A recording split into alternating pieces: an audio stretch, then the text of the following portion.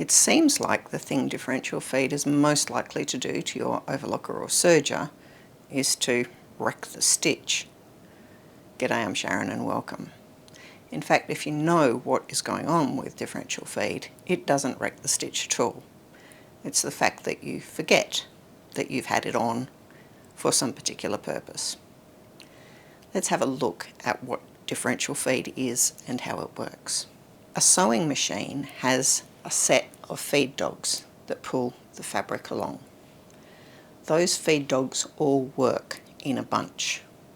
But if you look under the foot of your overlocker or serger, it's got two sets, a front set and a back set. And whilst when the differential feed is set to 1, they work together, when you start playing with the differential feed, they start working independently. And that's what makes them so wonderful. If you turn your differential feed up to a higher number, say 2 on a Janome and a lot of other brands, the front set of feed dogs will work twice as hard as the back set. So it's pulling more fabric in at the front than is coming out at the back. In effect, it's gathering. If you set it down to 0.5, it works the other way, where the back set is working twice as hard as the front set. And that means that it's pulling more fabric out at the back than is going in at the front. So effectively, it's stretching your fabric. There are some obvious ways to use this. That turn it up to 2 or 2.5 is great for gathering.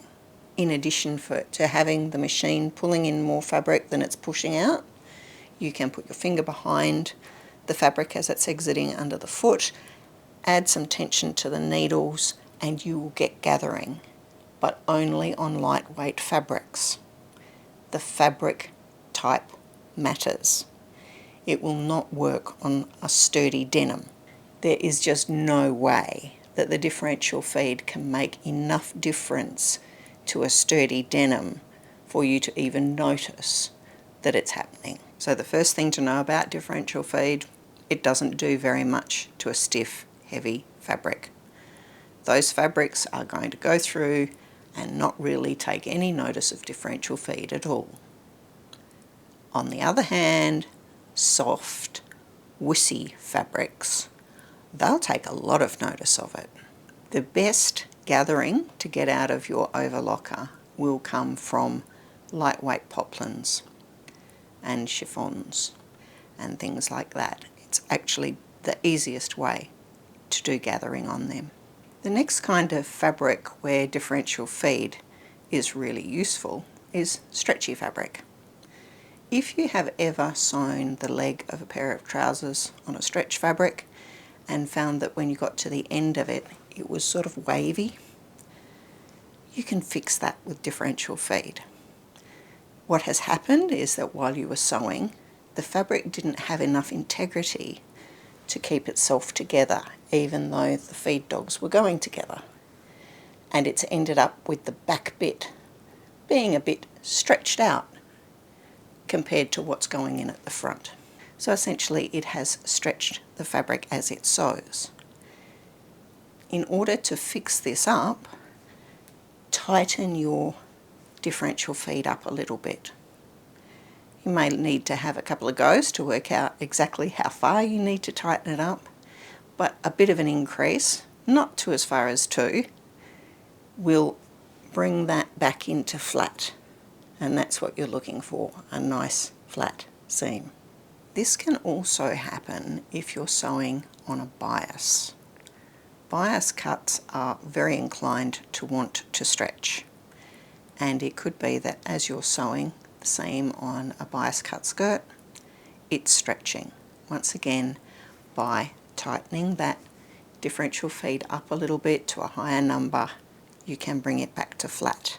If you're sewing with a stretchy fabric on your overlocker or serger, you'll know that if you're sewing with 2 layers of fabric, it almost always will maintain its stretch even at the seams.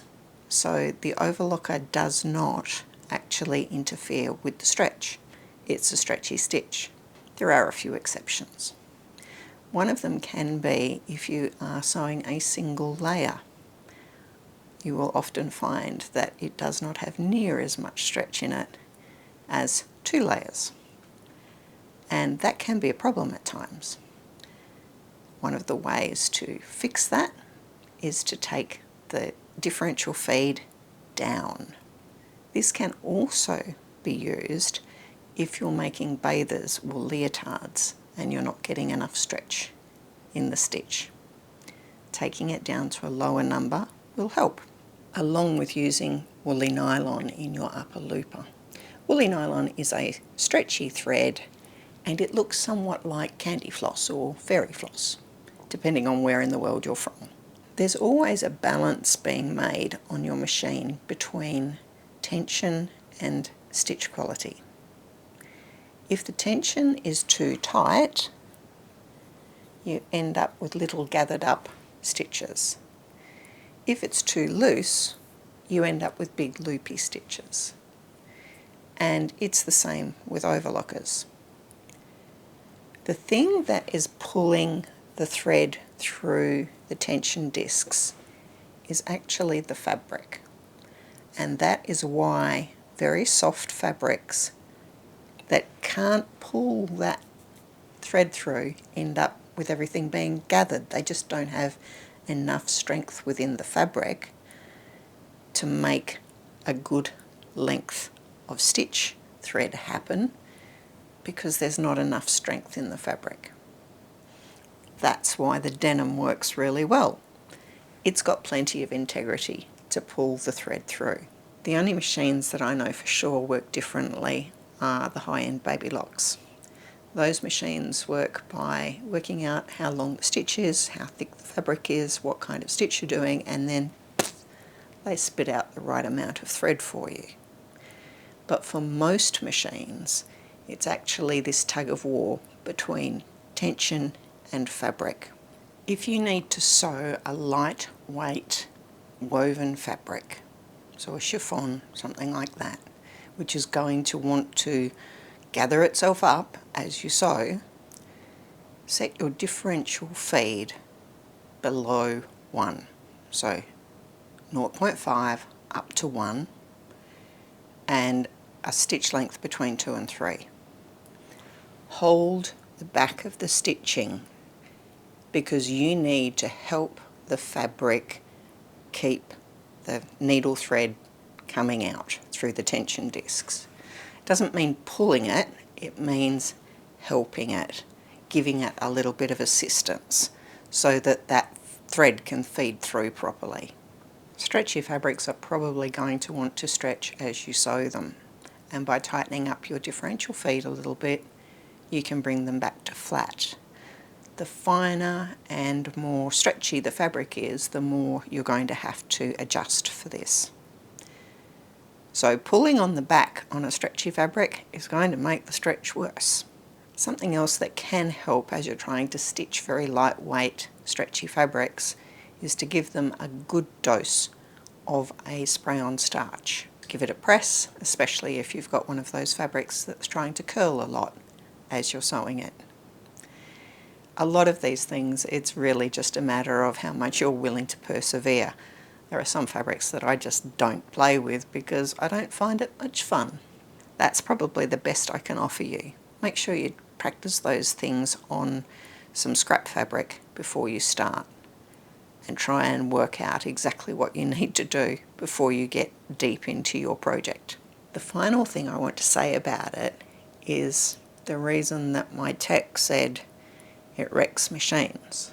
It's because people change it, do something weird with their differential feed. Maybe they know what they're doing, maybe they don't. And the next time they get the machine out to use it, they don't realise that something's in a peculiar position. You need to, when you start a new project, go and check. You've got your differential feed back to normal and all your tensions back to normal. Everything's normal, and make sure it's all working first before you start your new project. Hope you've learned something today, and I'll see you next time.